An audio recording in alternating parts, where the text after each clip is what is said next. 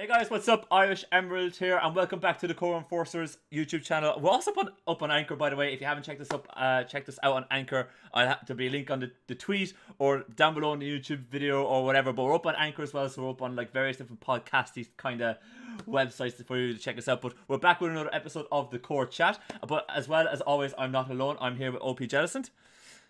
Hey, what's going on, everyone? I'm the OPJellicent, and yeah, we're out here once again.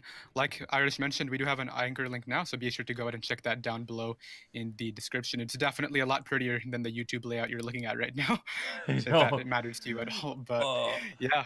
Yeah, definitely, guys. You don't want to watch for the visual quality. You want to listen. You want to listen to the wisdom that Jelly's going to tell you and the nonsense that I'm going to tell you, and decide for yourself who do you want to believe. That's what you want to be listening to. But we have a host of different topics that we're going to be going through with you guys today. There's a bunch of different suspect tests in the various different Smogon tiers at the moment that we're going to go through.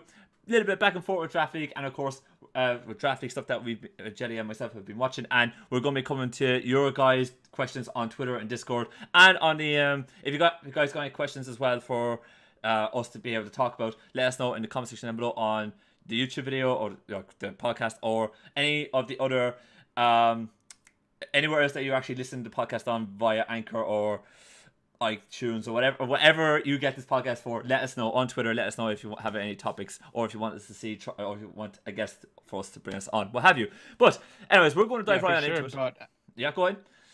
As usual, if you do want to tab out, that's totally fine, and there will be timestamps down below in the description. Yep. If there is a certain topic that you're interested in, feel free to just skip to that and listen to that portion of the video, and that should be good to go. So, what are you saying, Irish? We should note that's on YouTube though. I can't do that for Anchor, but that's on YouTube. You can't do that on Anchor, obviously. Yeah, but that's for YouTube. But I think we'll dive right on into it, and we'll probably do something. We'll probably start off with the UU suspect test that's going on at the moment, because I know, Jelly, you've been playing in UU a little bit. I've been playing in UU back and forth for what seems like ages at this point. But currently, if you guys are not up to speed with it, Smogon are retesting Mega Sableye in the UU tier currently. So if you guys are unfamiliar with Mega Sableye being tested in UU, it's not something that's recent. Mega Sableye has been tested on and off in UU for a long time now, and it's in fact recently it just got reintroduced and they quick banned it again, and now like 2 weeks later they're retesting it, so it's kind of been going back and forth. Yeah, so like obviously there's a little bit of hate towards this retest, because like allowing Mega Sableye really does introduce the possibility of stall becoming more popular in UU, and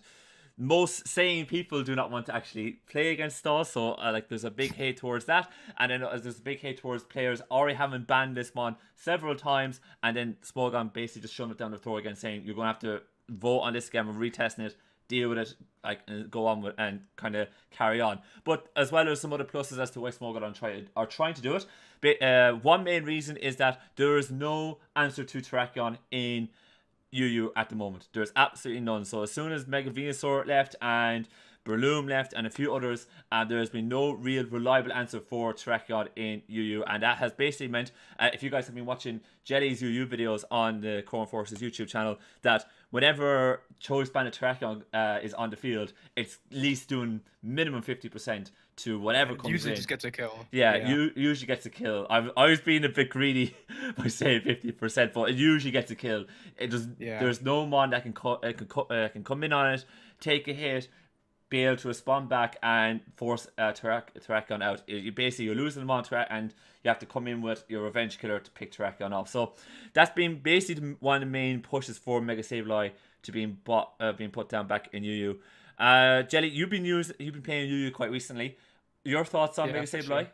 So the thing is with Mega Sableye, I just find that it kind of invites in Primarina just a lot, and Mega Sableye is often paired with Pokemon that can check Primarina, of course, Pokemon like Amoonguss and Blissey. However, in the case of Terrakion, like you mentioned, even Mega Sableye does not take 2 banded Stone Edges, and I can guarantee you a Blissey and an Amoonguss are not taking them either, so there's really no real defensive backbone that can take care of banded Terrakion, like I said, even with Mega Sableye's reintroduction. So I honestly think just because of that and how much it gives just Primarina safely switch-ins, I just don't think it's going to be very overwhelming. It's just going to be kind of there, and I don't think it's going to be very great. Yeah. What do you think about the argument that it promotes stall a lot more. Ooh, that one's interesting. It definitely helps stall, of course, but the magic bounce prevents rocks. Rocks are obviously, and even spike stacking is one of the biggest drawbacks to using stall before Mega Sableye got reintroduced. In fact, I don't think there was any other viable magic bouncers were there. But not in UU, and hazard stacking is a big tactic in UU that you see quite often as well, because there's a host of spike users that are quite reliable in UU and that can set up quite easily. And for sure, like Klefki is right there, just gets up 3 of them and throws off TU waves. Obviously, the TU waves aren't as big of a deal against stall, but just a spike stack and rocks. Mega Sableye can deter a lot of that, and I think that will really help out the bulkier archetypes in the tier. I think so too. I think it definitely promotes stall. I think if you're a stall player, you have to be delighted with Mega Sableye potentially getting put back into UU. Like for me, I don't see it being broken in UU. I kind of agree with you, Jelly. I don't see it being overly broken. I think it's a big it really does kind of allow Primarina to come in very easily and get a Moonblast off. Do I want Mega Sableye in? Like, probably from a personal level, not, because it promotes stall, and having to face stall is always a nightmare. So maybe from a personal perspective, I don't want to see it. But from probably unbiased practical element, I don't see it actually having a major impact. I could see it actually getting decent usage, because it is it's somewhat of an answer to Terrakion, because it means that Terrakion can spam close combat constantly. It has to hit 2 Stone Edge in a row in order to check Mega Sableye, which is very valuable in the current meta. Exactly. Yeah, and for me, I think that might be one of the draws for is that, like, if Terrakion, like, it puts a lot more pressure on Terrakion, and could be somewhat of a soft answer to it, not like a brilliant answer, but a soft answer to it. So it might help balance that part of UU a little bit, because currently right now Terrakion is just having a field day every time. For sure. I've used Banded Terrakion, I think, in my last 3 UU videos for this channel, and it's just done so much every time, next to Primarina, next to Scissor. The thing is, even if you have Banded Terrakion checks, you can easily just double out. U-turn just gets in Banded Terrakion for free. That's why Scissor and Pokemon that get access to Momentum moves are just the best partners for Banded Terrakion, and Mega Sableye is definitely not going to be checking those other Pokemon either. No. I won't be able to do. It won't be able to do everything. So it's I don't think it'd be broken. If you had to vote on that now, Jelly, would you say Mega Sableye stays or goes? I'd say it stays right now. I don't have a ton of experience, but I definitely don't think it's been that overwhelming in the tier from what I've played so far. Yeah, I would believe. You, Irish? I believe it should stay, but I reluctantly say it should stay. And if stall, if I see stall on the UU ladder a lot more frequently, I'm gonna instantly regret it. My words just there, but I think for the sake of balance, I don't see it being overly broken. Now, I could be wrong, and I'm sure you guys, if you guys who maybe have a bit more experience than you, could probably tell us why we're wrong, and please definitely do so, because we're not going to get everything right here, but definitely let us know. Let us know. But I think that's our thoughts on it. Moving on down to RU, we had the news that Mega Sceptile is staying. I think we deserve a clap on the back there now, buddy, because we call that. We got that correct. We got that correct. So we're no scrubs when when we actually do talk here, getting them right. Yeah, we're like, Mega Sceptile. That's definitely staying, no problem. I think it was basically kind of decided to stay for many of the reasons that we kind of came up with on the last episode, in that there's a lot of answers to Mega Sceptile, and it wouldn't be overly broken in RU because of that, and I think that was the main reason behind it. So I think we deserve a clap on the back for that one, buddy. Yeah, for sure. It really just offers speed control. I don't see it breaking through any sort of walls. Exactly what we mentioned in the last video, or the last podcast. Sorry, it's really not going to be doing any wall breaking. It's just matches up really nicely against other offensive teams. Is the main idea with that thing. Yeah, exactly. And look, to be honest, something like that with that speed tier, I think would definitely benefit RU quite nicely. So very happy to see it down there, and very happy that we were right. For sure. I don't think, actually, the only other Pokemon I could think of with that speed tier down there is like a Selgor. I don't think that's viable in RU at all. So I think it's actually the fastest Pokemon in the tier right now. Correct me if I'm wrong. Yeah, it's thereabouts. Like it's something that you're going to be forced to, like, it's not going to OHKO anything Mega Sceptile, but it's going to be something that will definitely get a big chip. We'll be able to get good chip on and stuff throughout the game, and potentially clean up at some point when you get rid of its checks and answers. So it's like it has a niche, and What's called? I'm glad to see it's down there because the more chance we get to see Mons being used, the better. Which is Yeah, for sure. If you can just find other ways to pressure the bulky steel types like Bronzong, Registeel that can switch into it, yeah, I feel like Mega Sceptile could just be a really nice, potent late game cleaner for sure. yeah, definitely. And then moving on to the NU suspect test right now for Mega Camerupt. Now this is quite interesting. Mainly because Mega Camerupt is fairly beastly when it comes to it's the offensive output it's able to put out. So I'll try and grab the stats for it again, but it is base 145 special attack. Yeah, with sheer force now, but as well. So this is not just like 145 and of base special attack and good luck and like you will build a wall around it. Like with sheer force, with Fire Blast and Earth Power, this thing is going to hit. And that's not, and we're overlooking the fact that it's got 120 base attack. So this thing is actually an offensive powerhouse. This thing will hit hard and it will hit effectively, and it's not a fun thing to deal with. Especially because like its moveset on the pull and the special and the physical side is very decent. It is able to do an awful lot of work on both sides. You could argue that it's slow and that it has a terrible defensive typing, but yes, with those defense stats, with base of 100 defense and 105 SPDF, even like if you can just switch it in on rocks, you're still gonna be at 88. I'm pretty sure there's no other attack that's not water that can actually break this, and you can basically guarantee that you're getting O-code back by a Fire Blaster with power at that point. Yeah, like it's going to break through a wall for sure. Like there's no doubt, and there's not that much down Oreo. I have the tier up in here that really wants to come in on this. Like if you look down, and I'm just looking at Fire Blast and Earth Power here. So the two main stabs. You kind of look down. Maybe Golbat. I think Slowking could definitely be a primary switch into this thing, like Assault Vest Slowking perhaps. Yeah, definitely. I think if you had a really bulky special defensive Hariyama, that might do the trick because it's got thick fat, so it's able to do a little bit there. You kind of look down through everything, and like Meteor has the typing but not the stats, so that's going to get blown back. It's going to get blown back by Fire Blast. Easily. Maybe Seismitoad, but again, Earth Power should be able to to a KO that thing, so it has to be an extremely bulky set. You kind of look down through the whole tier. Vaporeon potentially could be an answer for it. Like there's not too many Mons, when you start scoring down. I really think Slowking is going to be it. Like Slowking is going to get spammed if that thing becomes too prevalent. That's I think going to be the next state of the meta right now. Yeah, potentially. So like it definitely kind of. I forgot. Is Slowking then you? What? Slowking it is. Are you? Yeah, I was like, hold on, wait a minute. I might see things, but no, you're dead right. And I do agree with you that if Slowking could be the one that maybe comes in and sponges those hits, but if it's a physical Camerupt, if Camerupt has a physical move and predicts especially defensive Slowking to come in, it could get to a K. Yeah. It could, Honestly, I could see people like running Explosion on Camerupt just to lure Slowking and open up another fire type in the back. That could easily be a strategy. That could easily be a strategy. Easy. And the fact that Camerupt isn't weak to rocks because it's ground. It's ground fire, so it's neutral, so it's able to come in, take the hit, and not take too much damage, be able to fire off a hit like what you were saying earlier. Like it's a beast. Yeah, absolutely. Sure. If it's not water, it's definitely living it. That's all I can say right here.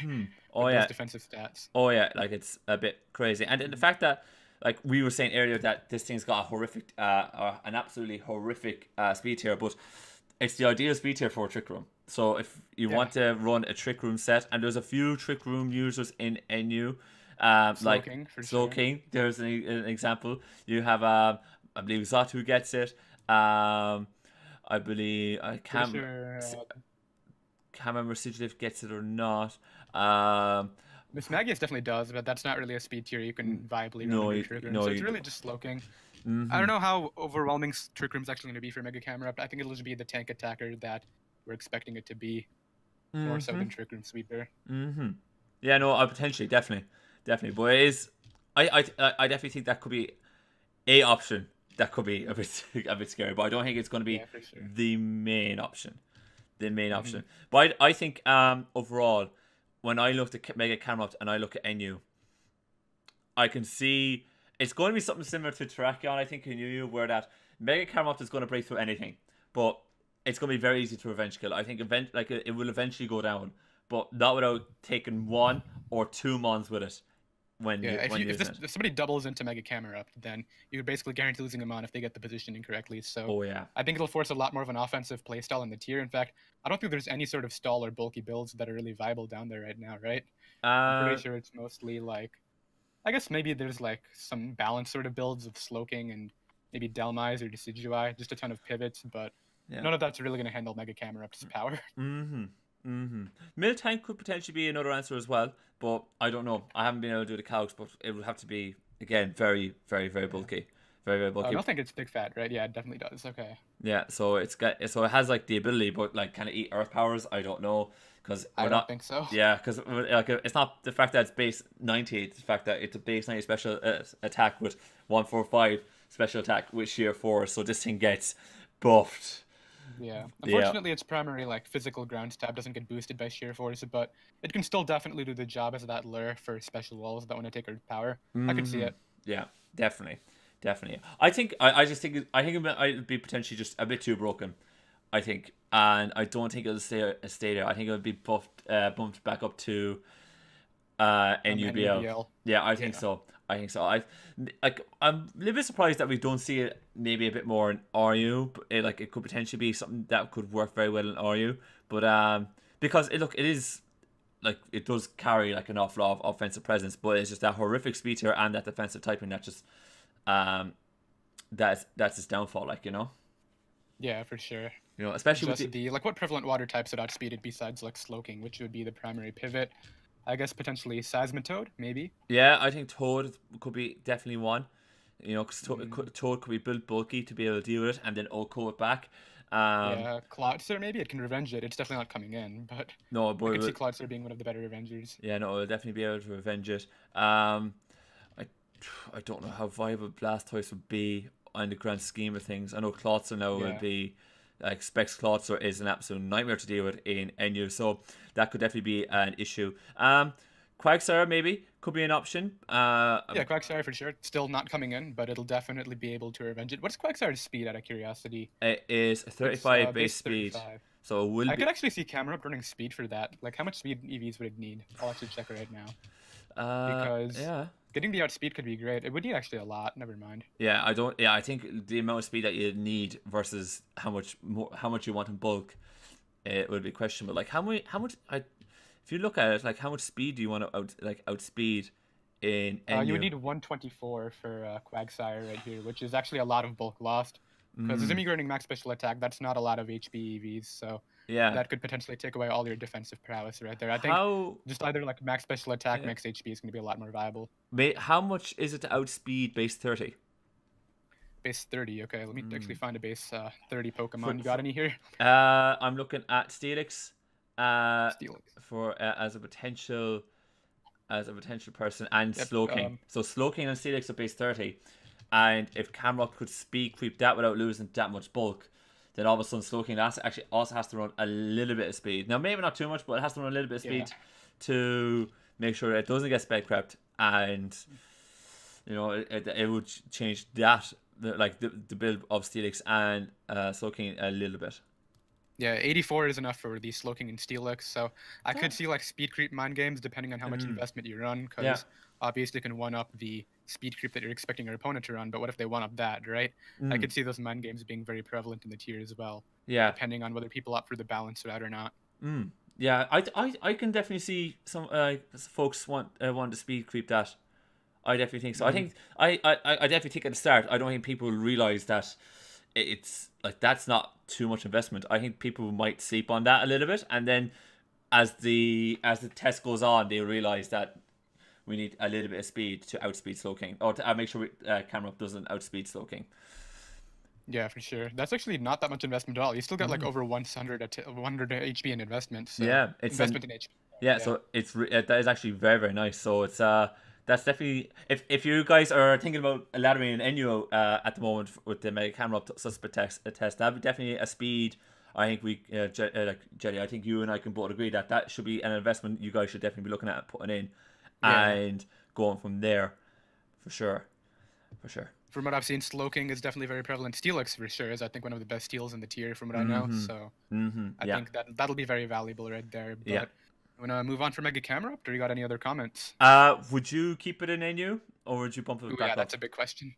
Mega Camerupt, I think I would keep it out of NU. I would go back up to NUBL. Yeah, I do the same. I would do the same, and I would be a little bit surprised as to maybe not see the Oreo a little bit more because of the amount of steel types knocking around. Now, granted, there's a good few, probably a few more answers there, but as a definitely an answer to the bulky steel types knocking around Oreo, maybe it probably should be Oreo.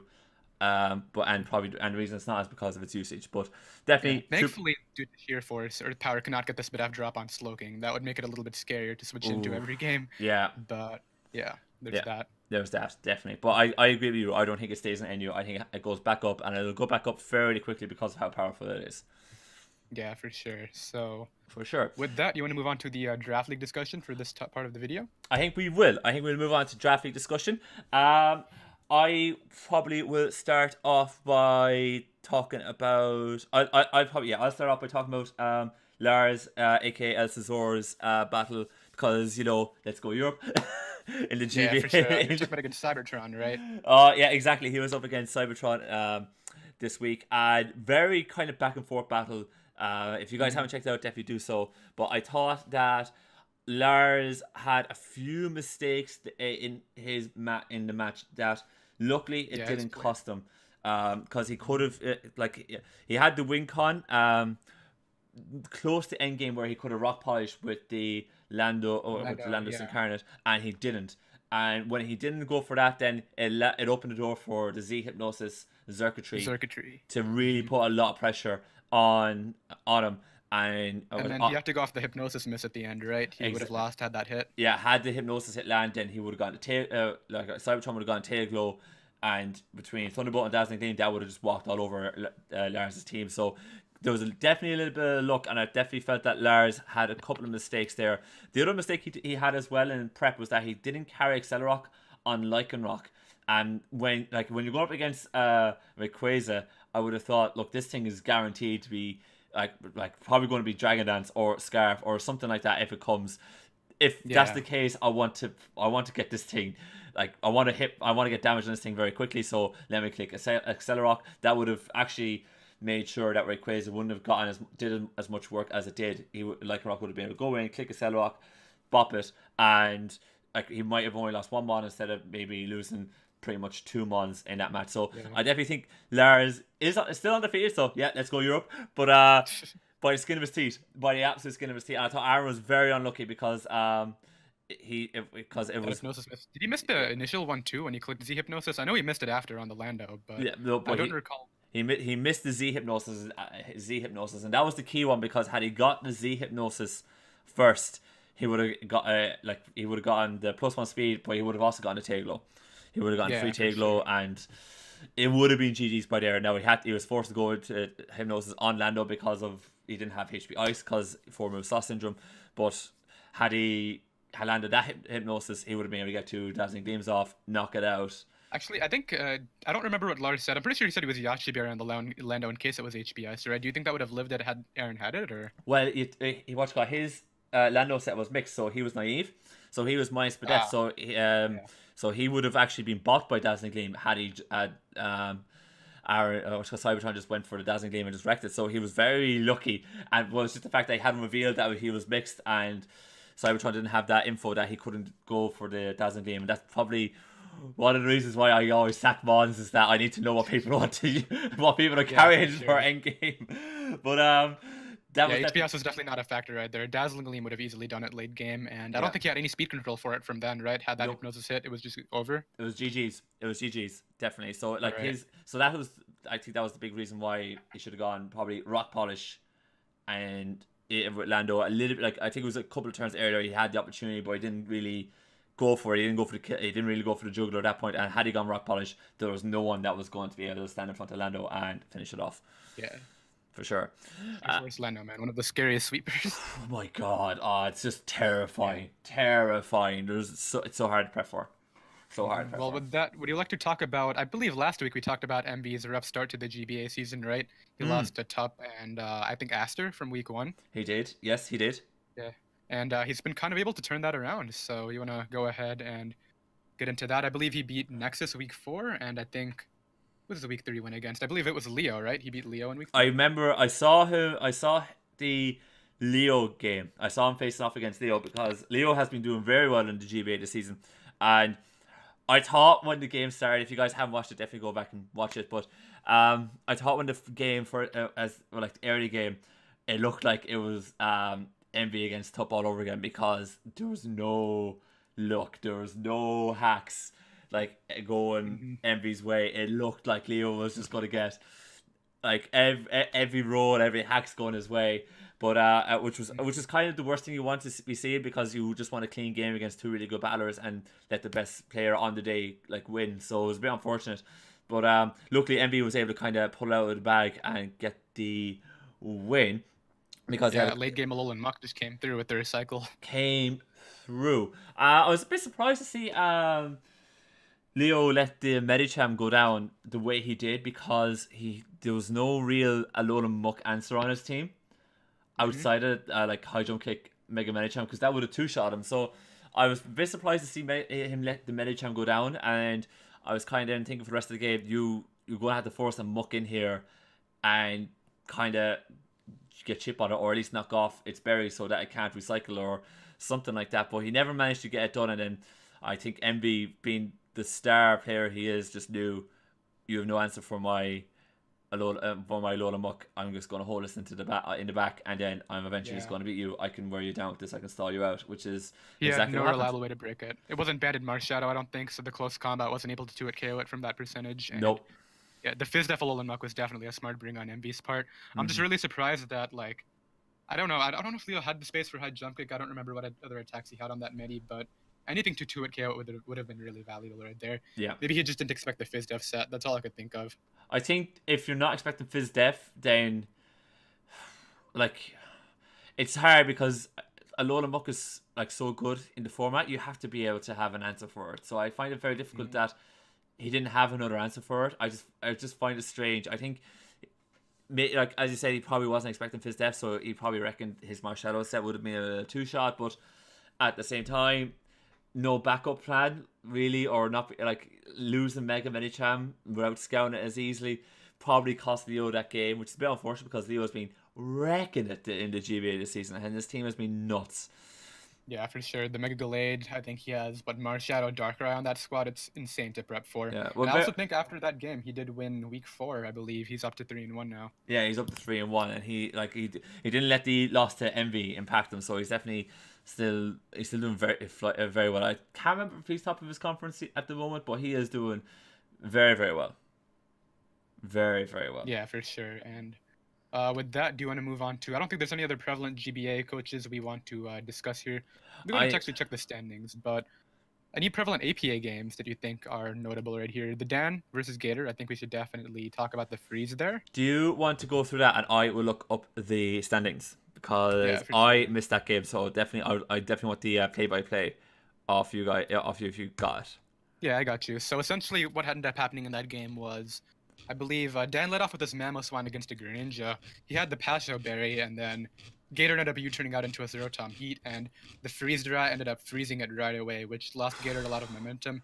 In fact, I believe A-Drive thought that Overheat would thaw the Rotom out, but that's not what Fire-type moves do, obviously. So, oh yeah, because that'd be logical.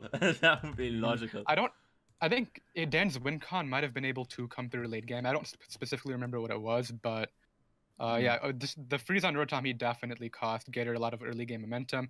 He could have easily gotten a Volt Switch out because I don't think the Mamoswine had Stone Edge from that position, so I don't know. It was just a really unfortunate situation for Gator. Obviously, the game didn't really matter. They're both in playoffs. Dan was, I think, 8-2 at the point, as Gator was 8-2 as well. So yeah, not the biggest deal. They get to save their strategies for playoffs. True. I definitely think it'd be good to see them maybe face off in playoffs, especially with the way that they have to totally rejig the rosters again. And we were over that in the last episode. It'd be interesting to see how broken the rosters are going to be, because it's definitely getting closer to that. Yeah, it would be interesting to see how that will all shape up. I have the standings here. if we go to GBA Twitter, right? Yep, GBA Twitter. I have it open here. I got it. Don't worry. Cool. I can see the top of every conference. So looks Yeah. like Lars is leading the. I'm not going to pronounce that island. I have no idea. But let's go Europe. Let's go Europe. But Lars, Lars yeah, plus 14 in 4 games. That's ridiculous. He's flying. No, he is flying. He had a bit of a scare as we went over, but he is flying at the moment. Mm-hmm. But the one coach I forgot that I was watching, I maybe didn't bring up, was the fact that I was watching Jolt a little bit. So he's 3-1 at the moment. Yeah, I believe his 1L was to, I think it was Randy. He ended up getting hacked out by Randy, I believe. Yeah, I think so. So he definitely didn't get the look at the draw there. But I was looking at Jolt's match against Tup, and oh boy. Wasn't that the Manaphy beatdown game? Manaphy just kind of came in late game and killed everything. Yeah. Like, I kind of was looking at the game and I was like Tup was trying to do Miltank shenanigans again, but Jolt was like just picked him off easily. And yeah, Jolt gave him no opening that game. It was a 6-0, right? That's pure. Sure. Yeah, it was a full 6-0, and it was just like once Jolt kind of got a grasp of Miltank and just chipped away a little bit at Tup's team, he just was able to go in constantly and pick Tup off, and 6-0, and it was a bit gruesome to watch. I'm not gonna lie, but Jolt was very efficient in that game. It was super efficient. Yeah, for sure. Speaking of Tups and his division as a whole, I've actually gotten all the playoff predictions wrong so far. I was expecting Deathly and Goldoa to be at the top of that, but it looks like Nate and Tup are up there right now, so I'm curious to see if they can turn that around. I would love to get that right. But yeah, I actually really didn't expect Goldoa to be 1-3 at this point. I believe there were some hacks in his game against Randy, from what I remember. So Randy's getting a little bit lucky against Jolt and Goldoa right here, but curious to see how that division plays out. Now, to be fair to Goldoa, like, he's 1-3, so he's not like it's not as if he's lost badly. It's a case where it's been narrow losses, and I've no doubt he'd be able to turn around, especially how like one of Tup's wins has come from. Like, you could definitely like it was a hacks fest against against Envy. So like, you could probably definitely say, maybe he could probably get the win against Tup, and that would put both 2 and 3, and Goldoa would have the diff at that point. We'll see. Yeah, because Goldoa has he's 1-3 with 0 differential. That's actually really good for a negative record like that. Yeah, so he could definitely come back very, very quickly. Like, if he gets 2 wins under his belt very, very quickly, all of a sudden, like, he'll be he could easily be, I guess, second, maybe even first, because Nate is 2-2 as well at +1 diff. So that division is wide open. Yeah, I'm sure Goldoa will be fine as long as he can play smart for the rest of the season. I'm sure he'll overtake it. Not to throw any shade, but I do think that is the weakest division. I think the records show it right now too. I agree. They're the only coach without a 3-1 or 4-0 coach. Yeah. Only division. No, I agree. Like, it shows there, and most of the games have been they've been divisional and conference matches. Like, so they have been going up against they have been going up against coaches against other conferences and other divisions, and they have been losing. So I think that's fair at this point. After 4 weeks, to say that they are losing. Before we kind of move on to maybe a couple of other bits and pieces, do you want to we do have other leagues coming up soon, namely the WBE. So that should be really good. Yeah, for sure. I'm not going to say that, but I do know the roster. I'm not going to say any of the coaches, but I definitely let's just go over the announcements so far and see who you think is going to be the strongest competitors. You have the WB Twitter, right? Yeah, I'm just pulling that up now myself. I swear, guys, we are a very professional outfit here. Yeah, for sure. But I definitely think there's been some really strong announcements so far. In fact, I don't think there hasn't been any particularly weak coaches announced yet. Oh, I don't know. I would disagree. I think you could argue, and again, like, this is not us throwing shade or throwing shots, but shade, but this is us just comparing a coach to somebody else. But I think when you compare, say, K-Cray to MV, it's not a competition. MV is by far and away the more experienced, the more better draft league batter, and I definitely think when you look at the coaching roster, that those players should be they're a couple of steps ahead of K-Cray, and that's just us being honest opinion. That is just where K-Cray is when it comes to draft leagues at the moment. So I definitely think sure. I think K-Cray even forgot about Magic Bounce one game. So I would say out of the announced coaches right now, she's definitely the least experienced of the 12. Yeah. Definitely. Out of the ones that we've seen announced, that's definitely been one that I would say is the weakest. But they have some serious coaches coming in. They have Joey, they have Wolfie, they have Dan, MV. Yeah, MV, Cybertron. I think maybe Mr. Talon could be one that was definitely weaker compared to those ones. Like he's been announced. Yeah, sure. You know, I think he could definitely. I mean, Mr. Talent has consistently made playoffs in the past. He made, I think, UCL playoffs at some point. Now, could be wrong on that one. But I know he made P4G. Yeah, but we could definitely say that UCL is like that's more of a social league. Like it's entertaining rather than like a high end competitive one.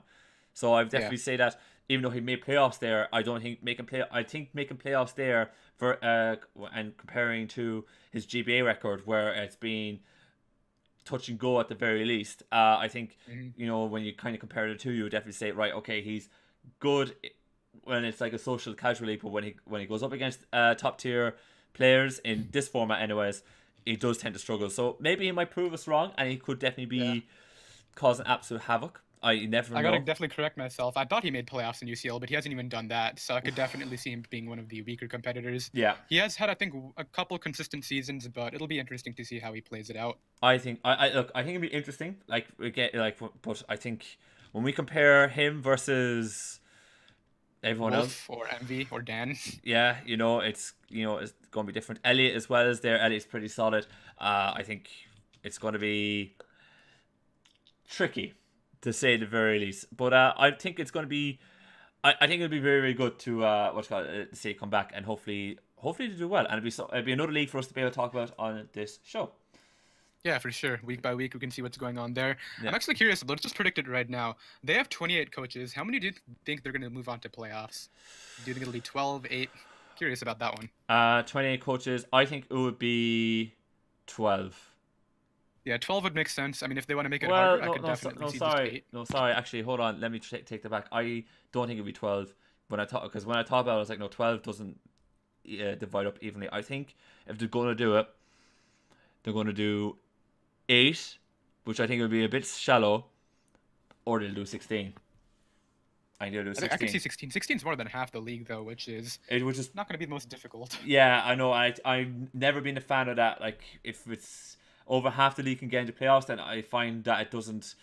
Like, if you're like in the middle, in the playoff standings, there's no real incentive to try and catch up to the higher seeded teams, because the likelihood of them losing games is going to be very, very minimal because they're on a roll and they know their team inside out and they're very comfortable with it, and you're not under threat from the teams below you to actually winning games as well. So you kind of get into that cruise control mode, which isn't the most healthiest place to be in when you're at the tail end of a season. You want to be kind of really honed in and focused. So I not a fan of it, but I can see 16 because that would make playoffs a lot more easier to divide up and control, if you get me. 16, 12, or 8 would be like the 3 most even numbers to divide up for playoffs. I think 14 and 10, those would be kind of odd. So I don't know. We'll see where they go with that. We'll see where we go with that. But I'm looking forward to seeing more from them, and of course we'll be able to talk to you guys about it and give our take on it as well. If there's any league battles or that you guys would want us to cover, let us know in the comment section down below, or Twitter, Discord, on the various different places that you can get this website, because if we don't know about it, we can't talk about it. Simple as that, guys. So there you go. Yeah, for sure. Exactly. So you tell us what you want us to cover, and we will do that for you. But before we kind of totally wrap up the draft league discussion, there's another couple of things that we figured we might as well talk about. Yeah, for sure. We move on to the front office discussion now. I think we will. All right. So we have a few different topics that we've lined up maybe for draft leagues as well, which will be kind of cool, and it might be stuff that you guys, like, if you're not if you're kind of relatively new, or you don't really, if you're more of a casual player, you don't really maybe have a real insight into these sort of things. So we figured this would be kind of cool to maybe talk about and give you guys more of a heads up on. But definitely, front offices is something that maybe not an awful lot of people might not know about it. So if a draft league player talks about like a front office, it's essentially they would have a couple or like a handful of people that they would like refer to basically bounce ideas off of when it comes to drafting, building, testing teams, all that kind of good obviously stuff. not playing. That would not be No, legal. But no. They would have to do the game themselves, but they would have yes. these guys in to help them be able to basically just generate ideas and be able to come up with the best possible draft team and the best possible team per week, so that they can actually do well in the leagues that they're in and all that kind of good stuff. Basically, so that they don't make themselves look like a joke on YouTube, you know. But I definitely think getting several different competitive lens on a match can be very valuable. However, you don't want your front office's viewpoints to stray away from the win condition you want to go for in a game. I think that's the most valuable part. I think mainly just like mock battles are the most valuable part of front offices from what I've seen. What do you think? yeah, I think so, because I definitely think so, and there's definitely a couple of things for me with the front office that you need to hone in on, because like if anyone doesn't know, I have a one person front office, right, for my league battles. I got one guy, Hammer Time. Thank you so much for you're always sacrificing hours with me, but I have one guy that I go to, and mainly it's because he knows exactly. I know, like he knows exactly how I want to play. He knows that I generally like being like having a little bit of pressure. I like he knows my kind, like that I like scouting what's going on and then going from my various different win cons after that and all that kind of good stuff. So he knows my play style in and out, and he definitely knows what kind of ones that we both like to go for, and then his play style is very similar to mine, and stuff he likes using is very similar to the stuff I like to use. So it's very easy for us then to mash. And a lot of the times it's basically I would build a team myself, come up with the various different sets. He would build an opposing team that he thinks would probably beat mine. Mock battles, tweak a few things, maybe have another mock battle with a different team he's built, tweak things further, and then once the team is solid, that's when I kind of go in with my squad. So I definitely think mock battles is the most important thing, because you can build a team to be 85% or 90% there, but that mock battle will fine-tune those 2 or 3 bits and pieces that you are missing. Yeah, for sure. You know? If there's an EV investment that you're missing, for example, you want to live a specific attack, the mock battle can definitely expose that. Ideally, obviously, during the battle, the rolls do go against you to where you can adjust those investments. But I really do agree with you. The mock battle portion is, I think, the most valuable part of front offices. I've actually been a one-man FO for somebody else recently. I'm not going to say who. And both of us actually have really different play styles. I play a lot of offense. He drafts a lot of pivots, and like a lot of bulk. And he likes to draft. I kind of stall, I would say, but we've had a lot of success with that. And I'd say despite the playstyle differences, as long as you can understand the other person's playstyle and how they like to go for win cons, it could be a very valuable tool for sure. Yeah, I think that's definitely the big thing, is understanding what the other person that you're working with wants, and then trying to focus on the main goal of beating the team that is up against you that week. And I definitely find they come in very good. They come in very useful when you're drafting, I find. So I definitely found that when I draft now, like I would come up with a bunch of ideas, and I literally would be throwing them out everywhere. Like I'd be typing them down, writing them up on pieces of paper. That was the way I was before I got a front office, and I eventually, like, I'd come up with so many ideas, I'd lose track of it, and I would eventually make the pick, and it would be like, oh, hold on here now, I came up with 10 better ideas, which I totally forgot about, and I went for this. That kind of goes better in like the later rounds. In the initial rounds, it's really just preference, like what sort of core do you want to build around? Yeah. And then you can like consult your FO in terms of expanding the roster from there. I think that's a lot more valuable than just getting their preferences on the first few picks that are really going to define your draft. Yeah, exactly. So like, and it's definitely the later rounds. Even the I think from round 4 onwards, that's when you really want to start honing on stuff, because you can get the perfect ideal 3 first picks, but then after that you realize, okay, I'm gonna have to spend in points here, or like, I got tiers to fill out, or whatever format it is.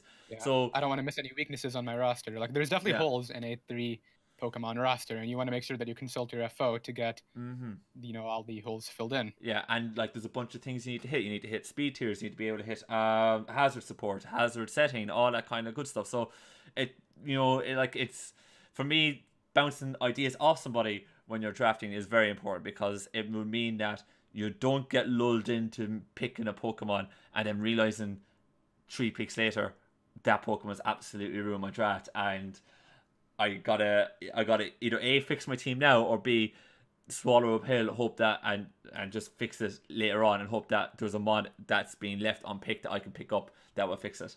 So it's definitely I think it's definitely useful when you're drafting as well. It's definitely highly useful there. Definitely. Yeah, for sure. I mean, I don't really have much experience with that. Obviously, I've never used an FO, as I said, but I could really see the just consulting over later round picks, making sure you don't make any silly mistakes with your draft is going to be very valuable. I've done that a few times for sure, and then immediately after the draft, I have to use like a couple of my free agents just to fix those holes. But ideally, we can avoid that with the tools of an FO. I guess on that topic, do you want to talk about sort of like the downsides of an FO? So we've kind of covered like all the upsides of it. I think time consumption is for sure. I mean, like there's there's always time consumption when you're in a league anyways. Like you have to take time out to build, and depending on like it's a commitment for sure. Yeah, like it is a commitment, and depending on how good or bad you are building, like or how much detail you want to go into it, like it takes time, and that's there's no other way of putting around it. And then when you're working with a front office, when you're doing your mock battles and such, that takes time. So you do have a time commitment on both sides where you are going to have to sit down, and the other person is going to build a team to try and beat the team that you've built, and then you're probably going to hash it out on a call or chatting away or what have you. And even if your front office is not available, you want to make sure that you can get everything into the team that you desire and make sure that you can set up your win con properly. I think that's something, well, I wouldn't know, but I'm assuming that's something people would miss in regards to FOs. Yeah, like you would definitely, like they will try and force you. They will try and force you to do something with your team that you probably don't really agree with. And again, that is definitely a downside, and probably a downside to something when you have multiple people in your front office. It's not something that I thankfully that I've had to go through too much, because I've a one-man front office, so it's like the two of us are on the same wavelength, so it's very easy for us to kind of streamline the process. But when you have a 2 or 3, and I know some people have 5 people front offices, which I think is bonkers, at that point it just becomes madness at times, because people will be throwing a bunch of ideas around and you're just trying to streamline something because you've seen a weakness and you're like, no, we can exploit this and let's go for it, so there's definitely negatives to that, to the whole thing. I definitely say never let your FO like pressure you into not bringing a set that you think is going to work. I would say just stick with your own, and then use them to sort of build the core together and make sure you can set up that win condition. At least that's how I would approach it if I had one, but I obviously don't. I would definitely take advice off, off a front office if they said that, look, that set does work, but this set could do a little bit more, and you could maybe try it out. Because again, you're probably sitting down in your mock battling, and you could just do a quick switch and see, and like basically change your playstyle just a touch to say, all right, okay, I'm looking to say, like for example, let's say like D-Dance Salamence just wrecks this guy's team. You just need to set up +1 and you run all over him, and you weren't too comfortable because let's say he has a mon that can be scarfed that outspeeds. Like say he has Latios, and Scarf Latios will revenge kill Salamence, and that's a normal thing that could definitely be coming up on a draft league battle if you're in it. But you would have said it, but your front office like, look, this works. You just got to get rid of a Scarf Laddie and you win the games. Be GG's easy. Yeah, for sure. Like you wouldn't have been too comfortable going that, because you would have known Laddie would be in the back the whole time. But you try it out and then you realize, okay, this actually might work, but we need to tweak a few more things. Like definitely try out a thing, like a set or a strategy that your front office might suggest, and if you're not comfortable with it, because it's your play style, and if you're not comfortable with it, then scratch it and say, no, look, I'm not happy with it, we'll go and we're doing this, let's streamline this process. Speaking of playstyles, I definitely want to mention too, one of the beneficial parts of having people, like multiple people in your front office, is a lot of them likely have different playstyles. So if you know your opponent's playstyle by scouting games, you can mock battle with the person who you most think is going to play like the person you are actually going to be battling against, and you can make either safe plays or more offensive plays depending on that. And I think that's one of the more valuable portions of a multiple man front office. Definitely, yeah, because you can tailor. Yeah, as you said, you can tailor who you're prepping. You can tailor who helps you do the mock battle based off the opponent that you're facing. Yeah, for sure. Definitely. Except unless you're playing against somebody who just does everything, then all of a sudden you're screwed, guys. You're screwed. Yeah. that would be a sticky situation because, I mean, I've definitely seen draft league players who just draft like hyper offense one time. They'll draft like semi-stall another time, and you generally don't know what they're going to bring. Yeah. And it's just tough. Yeah, and it's a nightmare. It's a nightmare to deal with. But I definitely would say that you should look to get somebody, even just one person, and even if it's just for helping you with drafting or whatever. Just bounce ideas back and forth, and it'll definitely help you in the long run. Yeah, definitely. And if you're a new player, like in a draft league format, or if you're like relatively unexperienced, or you know that there's a part of draft, like you're not a better drafter, like try and get somebody to say, listen, buddy, I'm not great at this. Can you maybe help me out? And I can bounce a few ideas off, and you can tell me if it's good or if it's bad. And and definitely try and get better by reaching out to somebody and getting them to help you out with it. And like if you both do it for each other, then it'll help the other person because he's able to flush out ideas as well, and then all of a sudden things move along and your skill level gets better, and you have a better time in a league when you've drafted a better team. So I would definitely suggest that try and get, even if it's just one person, to bounce ideas off, work things through, and you'll be better for it. Yeah, for sure. And with that, I think we've been talking about FOs for a while. You want to move on to the getting into the bigger draft league community discussion? Ooh, yeah, let's do that, because this one's gonna be a fun one. This has been a bit of a hot topic lately as well, which to be fair, it's kind of been something that I think that is very underrated in how difficult this is. This is very difficult. I don't know. There's a lot of different factors that go into it for sure. Connections really help. Obviously, sub count helps, and your YouTube channel size. Yeah. And your consistency regarding previous draft league seasons. Those are all factors that tie in. Yeah. And what do you think about all that, Irish? So, I'm probably going to take this from two perspectives. I'll take it from like if you're a content creator's perspective, and if you're not a content creator's perspective. So say you were wanting to get into another league like the Hive, let's say, because for like a more bigger name, not content creation based draft league in a more competitive field. Exactly. So if you're there's definitely two ways to look at it. I think if you're a content creator, right, it is tough, right? And I'm not gonna sugarcoat. It is very, very tough to get into bigger and better leagues, because bigger and better leagues, it is a close net kind of group. It is very clicky, and there's no way of saying it. It is very, very clicky. Like, you would need to know somebody to get into like a main season in a league, and because that person will vouch for you and all that kind of fun stuff. But at the same time, you can't ask somebody to put you in a league without you having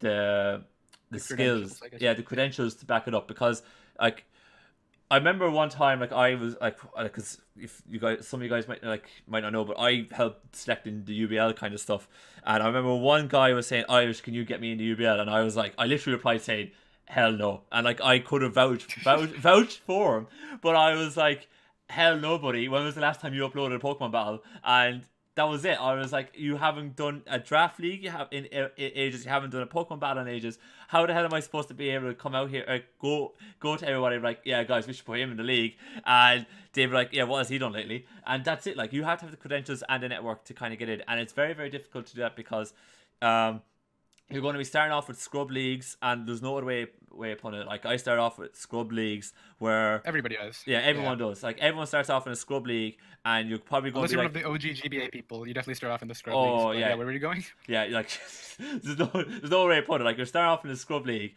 you're going to be going up against players that are not uploading as well. You're probably going to be the only person uploading.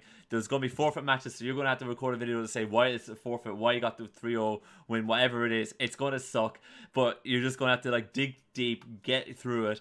And when other leagues, because leagues are looking for new players the whole time. They don't think that this is like a closed circuit. Like, people are always looking for a new league. They're always looking to say, we want the next big thing, or we want the next person that's going to be in our league and going to thrive. Because they always like to say, we're giving somebody a chance. If they can get two new coaches in to say, these two look like the up and coming, let's give them a chance. And there's no negative reports about them, they're going to give them a chance. So if you can just keep grinding, and grinding is tough, but if you can keep grinding, you will eventually get there. And I think that's the only way of doing it. Keep applying for stuff. Don't be a toxic person. And I think that's the big thing, because once word gets out that you're toxic or you're difficult to schedule a match with, that is a major drawback. Like, people will like go and say, yeah, that dude isn't going to get in here because he's just a toxic person. I think if you're a non-content... sorry, go ahead. Yeah, sure. I say one other factor regarding the content creation side of things is don't approach leagues in the mindset that you like automatically deserve to be in whatever you want. I guess I would say make sure you're uploading consistently. Obviously, battling ability still is a factor in content creation leagues, but just don't go into the mindset of I guess I'm not getting into these leagues. Why is this not happening? And just try to keep your grind on and see where you can go from there. Just make sure that you just have a realistic expectations. Is I guess I can say right here, and it'll eventually come to you. I will say though that skill level comes into it, but uploading consistently and not being toxic and getting your games done on time and all that kind of stuff comes before skill level from an admin point of view. Because like an admin would have no problem if somebody's not quite at the skill level, like they they will, because they look at everything else first and then they were looking at skill level and they were like, okay, yeah, he's maybe not the best skill wise, but like he does everything else, so let's get him in, and he'll get better because somebody might like talk to him, or we'll be going back and forth because coaches talk to each other and they bounce like draft picks off each other, or they'll go crazy for matches because they'll be watching each other's matches and what have you. So like he'll get better when he's in a better league, and to get in those you need all the extra stuff, which sucks. I guess the main idea is just build your foundation and go from there. Make sure you're uploading consistently. Don't have a reputation for just dropping leagues. That's not something you want to be known for. And as long as you can build that foundation and just focus on the grind, I'm sure you'll eventually see the success and get into the bigger name draft leagues. Definitely. I think if you're a content creator, drafty player that wants to get into bigger leagues, the Hive is a good example of that. If you want to get into those leagues, I think mainly first things first, you got to get into a bunch of Discord servers. You got to get attach yourself to leagues. I would say that like tournaments are one of the best ways to get your names out there. Yeah. There's various different tournaments, at least 6 or 7 that happen every year. Get into those, try to do as well as you can, make brackets, and eventually people will recognize that you are a threat, and maybe you can step yourself up to the game of these bigger name leagues. Exactly. Like if you can get your name out there, that's the best way to do it, because you'll come into like, especially if you're in big league servers, because like these big leagues, they'll have like people will be plugging their leagues in there, and it'll like once in a while like somebody relatively big will come in and say, I'm looking for players for this league here.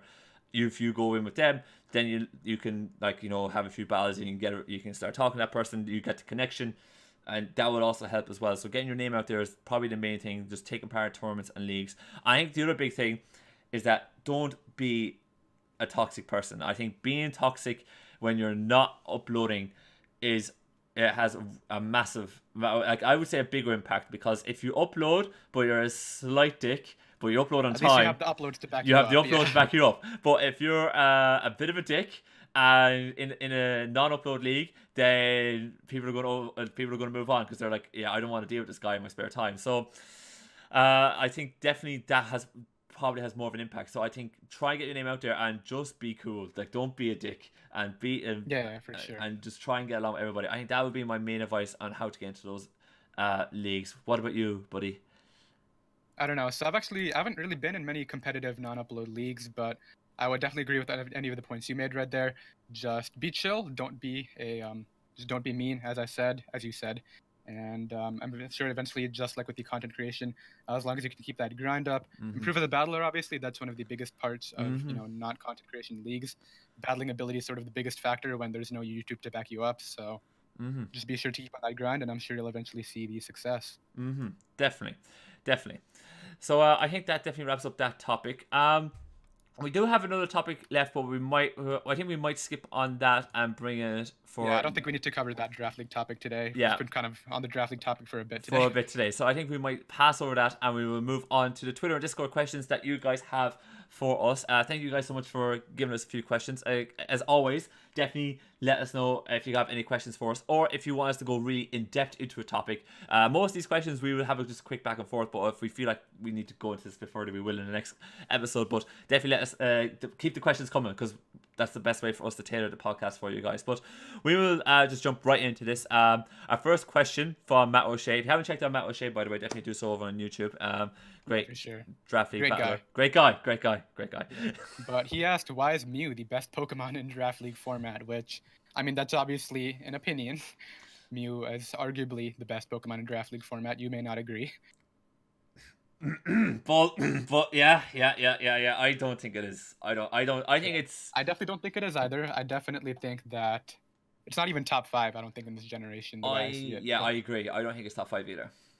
I would say it is the most versatile Pokemon out there. But do you want to go ahead and give your thoughts on it first, and then I'll kind of build on that? I think you're. I think you're onto something. It's the versatility that makes this mod so good. Like, it's top 10. It's not top 5, but it's the versatility that I guess is so. That makes it so good. Like, it can do everything, but it can't do everything fantastically well. Like, it's base 100s across the board, which is good. It's solid. It's very good. But, like, if it wants to be offensive, you need to have a bit of setup with it, or you need to put a Z move on it.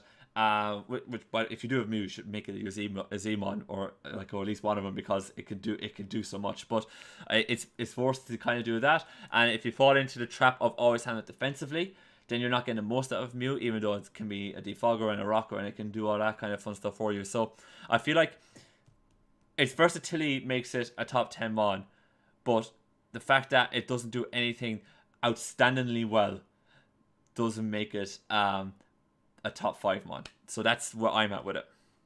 I guess, yeah. I would say one of the biggest limitations to Mew is not the Pokemon itself, but just the player base and how they use it. A lot of people limit their Mew sets. They'll either run like a bulky set with utility, knockoff, Will-O-Wisp, Roost sort of thing, maybe one attack, or they'll just go with like a completely offensive set, like Nasty Plot, agility sort of thing. I think there's definitely a lot of other options, and you should just open up your lens to how to utilize it. I've seen Scarf Mew used really well in the past. I think Jolt had that in GBA D-League, and Scarf Mew was able to just pick off Aberforth's team just due to speed control alone. So just make sure you're filling in the holes. Like, that's the thing with Mew. You can really fill in any hole on a 5 Pokemon team with Mew, and just top off the team with that, and you should be good to go with Mew. I'd say, as long as you're not using Mew as a win condition, just make sure you're filling in whatever holes your win condition needs filled in, and it'll definitely do the work you want it to. Yeah, I think so. And like we said, it can do everything. So it's top 10, but not top 5. Yeah, I'd say if you're not building with Mew first, just build with it last and fill up with any hole you need. And that's, my take on it. Yeah, I think definitely a top tip if you do draft Mew, because you're going to have to draft it round one normally to get it. But if you do draft Mew, your round 2 pick becomes essentially, like, it becomes probably the most important pick you're going to get, because you have to Mew doesn't fill in any particular role. Yeah, so you get Mew to basically fill in any hole that your team has, whereas your round 2 pick is going to be the mon that's going to be your anchor on your team. So your round 2 pick becomes the most important mon in your whole draft. So that's definitely something to keep in mind, especially for maybe newer players in the format. Like, Mew is a solid round 1 pick, especially if you're a top 10 pick, but round 2 pick becomes more vital, absolutely vital. Yeah, for sure. And with that, do you want to move on to question number 2? Yeah, so this came from Magmar. He asks us, what is the best Hurricane user, Mega Pidgeot or Tornadus Therian? He's saying there's a couple of arguments. The fact that Tornadus gets the Z Hurricane, but Mega Pidgeot gets no guard. Mega Pidgeot obviously has no guard. Yeah. I think for me, and there is obviously there should be honorable mentions to this, because Moltres gets it, and Moltres has been kicking ass in UU. So Moltres is great. Yeah, so definitely there's been definitely some honorable mentions should be thrown in there. But I think if you look overall, I think the fact that Tornadus' usability in OU is so high, because it puts a lot of pressure with Hurricane that it can allow itself to get a free defog and getting rid of hazards. I think the fact that it does that much pressure at OU, whereas Mega Pidgeot wouldn't be able to do that in other Smogon tiers, I think that makes Tornadus the better Hurricane user, because you're guaranteed because it opens up the door for Tornadus to do other things, whereas like other mons, like say Mega Pidgeot, they're kind of forced to go Hurricane, Heat Wave, U-turn, Hyper Beam, huzzah, you know, that kind of thing. What about you, buddy? I'd say I still prefer Tornadus. The main reason, despite the fact that obviously Hurricane's inaccurate and no guard can patch that, the access to Regenerator just makes Hurricane a lot less scary to click. If you do happen to miss, you can always U-turn out with Tornadus, hard switch it out, and try to go for Hurricane again later. And just that reliability is, I think, what provides Tornadus a lot of value. You can even just run Air Slash if you really want to. Obviously, the discussion's about Hurricane, but if you really don't need the power, for example, in a Draft League game, then that's definitely a viable option. But Regenerator just makes Hurricane a lot more spammable. If Tornadus T did not have Regenerator, I don't think Hurricane would be nearly as good on it, and I also don't think it would be anywhere near as good as it is. Yeah, no, I totally agree. The Regenerator on it is vital.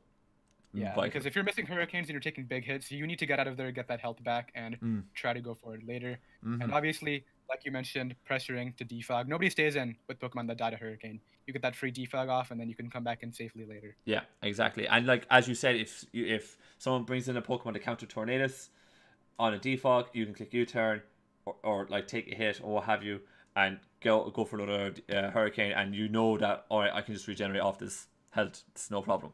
So it becomes way more useful on the team than Mega Pidgeot, unfortunately, or any other Hurricane user. But I think that wraps up that topic. Unless you got anything else, buddy. I don't think I got anything else for that one. We can move on to the final question for today's little segment here. Yeah, final question from Hera Horde. Guy, if you haven't checked him out, definitely do so over on YouTube. But he asked us for our thoughts on Mega Heracross in Draft League format.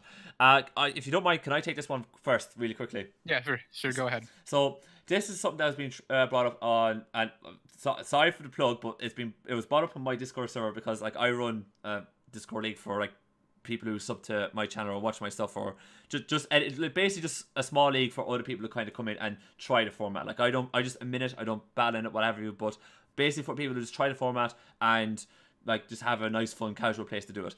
And basically I allow every coach to vote and different things on rule changes, what have you. Like I wouldn't agree with all of them, but I allow them to vote because it's their league. Like I'm just here to minute and make sure there's no drama. And they were wanting Mega Heracross. It's a tier system. They were wanting Mega Heracross down in tier 2, which I thought was absolutely absurd. Like I just cannot get over how people think Mega Heracross is a tier 2 Mega. If you do not know what this beast of a mon can do, it's absolutely insane. This mon has got 185 base attack. 185 base attack. Do you know what Mega Lopunny's base attack is? 135. 135! Right? And you're telling me that Mega Heracross with 185 base attack is meant to be tier 2? That is nuts. I'm sorry. Especially with those defenses right there. 115, 105. It's not dying to anything in one hit. Yeah, exactly. It's not dying to anything unless it's a flying type move with one hit. So it's going to be able to eat a hit. It's 75 base speed. Now, some people say that's not fantastic, and I totally agree. But, like, not many walls are going to be outspeeding Mega Heracross. Like if you we were there talking, for instance, Slowbro and Celix, which are like low tier picks in Draft League format, but they'd be common enough low tier picks. Like people would draft them to fill stuff out in their tier because it's cheap, or in their team because it's cheap, and it actually what it can do, it does very well. But like Heracross is smacking doors out of there and open up the door for whatever mon you want left. So for me, like this, like Mega Heracross is just, it's too, like the fact it's got 185 base attack, it's bonkers. Now, do I think it's a top tier Mega? No, I think it's probably one of the worst tier 1 Megas, but it's by no means bad enough to be tier 2 if you're doing a tier system. I think it's very, very, very good. And just like when you look at its stats and the coverage it gets, because it gets skilling. And I think a move that a lot of people overlook is the fact that it gets arm thrust with skilling. So even though arm thrust doesn't do like the same amount of damage as close combat would, but like arm thrust still is a move that breaks subs. It's like it can break through that sort of stuff, and it does base 75 damage and it's stab.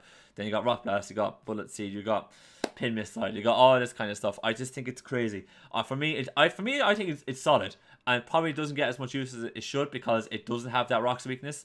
It just has a major flying weakness and a bit of a fire weakness. But after that, I think it's very good. I think it's very, very good. All right, for sure. I'd say my thoughts on it, I would definitely, I think it's obviously tier 1 worthy. I'd say the bulk is what really sells it to me. I've actually had the opportunity to use, I guess you could say, a similar styled Mega and Mega Garchomp recently, which is kind of like a bulky, slower attacker. Yeah. And I've seen Mega Heracross take Moonblast for Mega Deontay before. That's how much you can invest into it. To take that on, That's crazy. knock it out with Bullet Seed. That's crazy. And obviously, like you mentioned, just going through subs reliably, breaking those, getting extra damage off is very valuable as well. But really, just the slow, bulky attacking sets. Like, you don't even have to invest into attack to get this thing to Oko things. You can just invest it all into bulk. Yeah. Make sure you can take anything, and then just fire off those strong hits. Obviously, you might need a little speed for, I don't know, Ren, Celesteelas, whatever speed creep you want to run. But really, if you just invest into bulk and then run like an Adamant Nature with no investment, it's still going to Oko everything it needs to. So I'd say just make sure to get that lens on it, and you'll definitely find it's tier 1 worthy at that point. 185 base attack. But don't invest into attack on this thing. Never do it. No, you don't need to. If you need to, then you're looking at something wrong. You're not building a team around to just deal with that other mon so that Mega Heracross can deal with other things. It's crazy. But that'd be my. I think that's both of our thoughts on it. We're both kind of on the same wavelength there. It's definitely definitely tier 1 worthy, but not tier 2, and it's very solid. So with that, I believe we've covered all the topics today. Obviously, we did leave that one Draft League topic behind just due to time constraints, but we can always fill that in next week. Ideally, we can get some more people on here for that one too. Yeah. And any last words, man? I don't think so. I think that is just about it. I think probably just a few final shout-outs. Want to thank Jelly for coming on with me today. Yeah, for sure. Definitely, if you guys haven't checked this out on Anchor, definitely do so. The link will be down in the description on the YouTube video. If you guys are listening over on Anchor, definitely check out the YouTube video as well. The link will be in the description of the video at some point. I'll definitely try and make sure I can get that in there. So definitely go check us out on all on both platforms. Check us out on Twitter. Check us out on Discord. All that kind of fun stuff. So you keep up to date with what the content that we're bringing to you guys. And yeah, thank you guys so much for listening. I think that's about it. Yeah, for sure. I think that's it. So we'll see you guys next time. Yeah. Later. Later.